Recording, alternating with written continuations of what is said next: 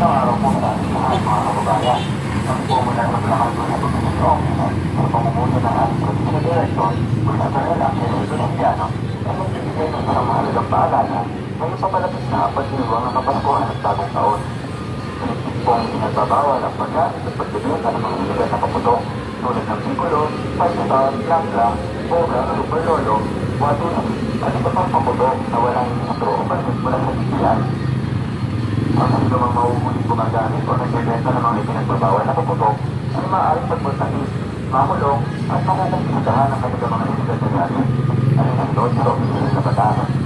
Para sa ligtas at mamayamang pagdiriwang, iwasan po natin ang paggamit ng anumang uri ng delikadong paputok. Ipagdiwang natin ang kapagpuan ng ligtas, masaya at walang pasinasada. Para sa karagdagang impormasyon o kung hinahit ng reklamo, magpag-ugnayan lamang sa inyong barangay hall o sa pinakamalapit na opisina ng pulisya. Malapit na saan? Bagong piniti para sa bagong pinisina, servisyo mabilis, tapat at nararamdaman. Maraming salamat po. Ay sa ligtas na